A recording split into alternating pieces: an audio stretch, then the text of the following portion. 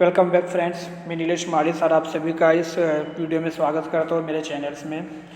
So friends, in the previous lectures we were complete our last chapter number 6 on employments. Now today we will start lesson number 7 populations. आज हम लोग lesson number 7 जो है वो lesson number 7 start करने वाले हैं, जिसका नाम है पॉपुलेशन। पॉपुलेशंस मतलब कि जनसंख्या, आबादी जो है वो। सो फ्रेंड्स, इस चैप्टर में हम पढ़ने वाले इंट्रोडक्शंस। सबसे पहले तो इसका इंट्रोडक्शन देखेंगे कि प्रस्तावना क्या है। उसके बाद मीनिंग ऑफ पॉपुलेशन एक्सप्लोजन, कि जो पॉपुलेशन एक्सप्लोजन जो हो रहा है, जनसंख्या का जो विस्फोट हो रहा है, वो जनसंख्या का विस्फोट किस तरह से हो रहा है, किस तरह से इंडिया के अंदर या पूरे वर्ल्ड में पॉपुलेशन बढ़ रहा है। Population trends in India, India के अंदर पॉपुलेशन जो है उसका ट्रेंड्स क्या है, मतलब कि उसका रुझान क्या है।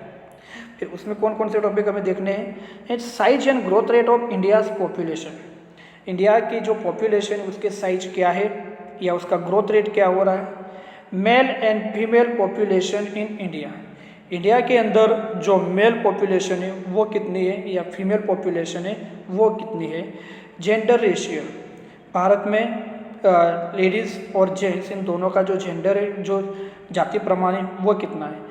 Age wise population in India, जो एज है, जो टोटल पॉपुलेशन है उसमें एज ग्रुप जो है, मतलब कि 0 to 5 में कितने हैं, 12 से लेकर 20 तक कितने हैं, 30 से लेकर 50 तक कितने या 50 है वो कितने हैं।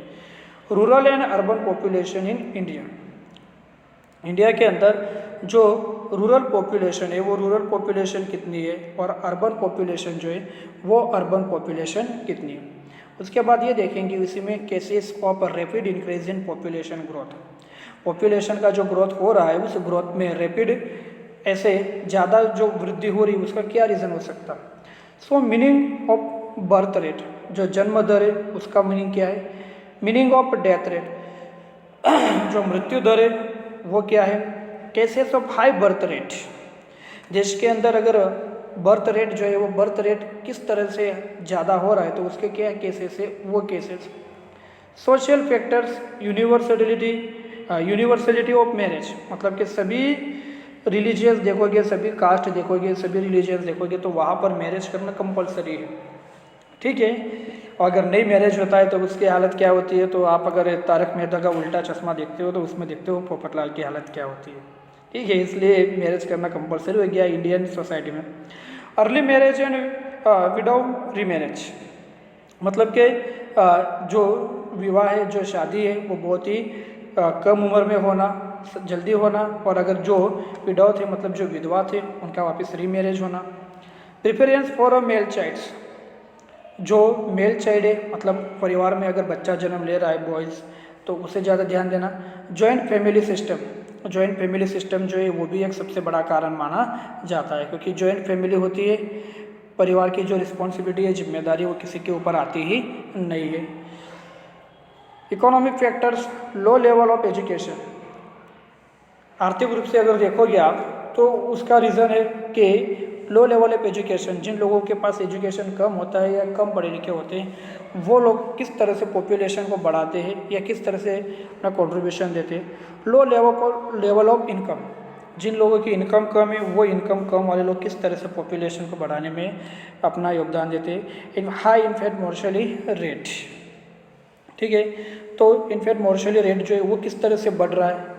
Other factors, high fertility rate, मतलब कि जो प्रजनन दर जो है वो किस तरह से बढ़ रहा है। Lack of family planning information, लोगों को ये पता ही नहीं होता कि फैमिली प्लानिंग जो है वो फैमिली प्लानिंग कैसे करनी है, किस तरह से करनी है, ठीक है।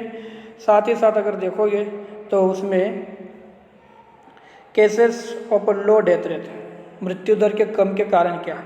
Improvement in standard of living, standard of living जो है उसे इम्प्रूवमेंट कैसे करना है। कंट्रोल ऑफ एपिडेमिक्स, बीमारियों के ऊपर कैसे कंट्रोल हो गया। Control on droughts, protection against natural calamities and transportation facilities, natural calamities जो पहले होती थी उसे कैसे कंट्रोल किया जा रहा है वो, और ट्रांसपोर्टेशन फैसिलिटी भी कैसे बढ़ रही है वो। And measures to control populations, जनसंख्या जो है उस जनसंख्या को, पॉपुलेशन को रोकने के लिए क्या क्या करना चाहिए। तो पहले है मास एजुकेशन एंड अवेयरनेस, लोगों के अंदर मास एजुकेशन लाना है, लोक शिक्षा लानी है और जागृति। Effectiveness and family planning program, family planning program जो है वो कैसे डेवलप करने, increasing the age of marriage and raising the status of humans, humans का जो एज ऑफ मैरिज की जो डेट है या एज है वो कैसे बढ़ानी है, वो rising the status of human, महिलाओं का जो स्टेटस है वो कैसे बढ़ाया जाए। आज अगर आप देख रहे हो तो according to the Indian constitution महिलाओं को आज हर फैकल्टी में, हर फील्ड में, गवर्नमेंट में 50% का जो रिजर्वेशन है वो दिया जा रहा है। इंसेंटिव्स एंड डिसइंसेंटिव्स, क्या क्या प्रोत्साहन है और क्या क्या अप्रोत्साहन है, मतलब क्या क्या disincentives. Expansion and medical service and its growing effectiveness, जो भी एक्सपेंशन दिया जा रहा है, जो भी असरकारकता है मेडिकल सर्विसेज की वो कैसी है और ग्रोविंग इफेक्टिवनेस कैसी है, मतलब किस तरह से उसमें ग्रो हो रहा है। तो दोस्तों हमें इस चैप्टर में इतना पढ़ना है, इतने टॉपिक जो है उसके बारे में हमें डिस्कस करना है। तो फ्रेंड्स थोड़ा हम लोग इंट्रोडक्शन जो है वो उससे अभी स्टार्ट करते हैं। हमने तो ये देख लिया कि हमें इस लेसन में क्या क्या पढ़ना है। अब देखते हैं, it becomes inevitable to discuss about increasing population when the world population has crossed 7 billion marks। World की जो पॉपुलेशन है वो वर्ल्ड की पॉपुलेशन 7 बिलियन जो है वो 7 बिलियन को क्रॉस कर गई है, मतलब पार कर गई है। And India has population has reached 1.25 billions, मतलब 7 अरब अगर पॉपुलेशन है तो उसमें से लगभग 1.25 बिलियन जो है 130 करोड़ की जो पॉपुलेशन है वो सिर्फ किसकी है, इंडिया की। तो the basic responsibility of every government has to fulfil the basic requirement of its growing population. So सारे गवर्नमेंट जो है गवर्नमेंट्स की ये भी बेसिक रिस्पॉन्सिबिलिटी बन जाती है कि सभी की बेसिक रिक्वायरमेंट जो है वो रिक्वायरमेंट भी क्या हो रही है, पॉपुलेशन के साथ बढ़ रही है। For this the country's natural resource assume utmost importance because only with the help of natural resources। और इसी के आधार पर अगर देखा जाए तो बढ़ती हुई जो पॉपुलेशन है उनकी जो भी बेसिक रिक्वायरमेंट है, उनकी जो आवश्यकता है, उन सभी को अगर आपको फुलफिल करना है तो उसके लिए क्वेश्चन ये होगा कि जो नेचुरल रिसोर्सेज है वो नेचुरल रिसोर्सेज हमारे पास उतने हैं कि नहीं, या फिर उनका जो इम्पोर्टेंस है वो भी क्या हो रहा है, बढ़ रहा है।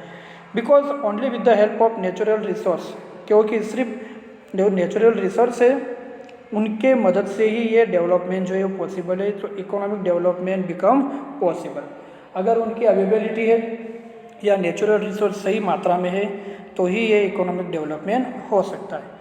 Here between population and natural resource there are 2 aspects.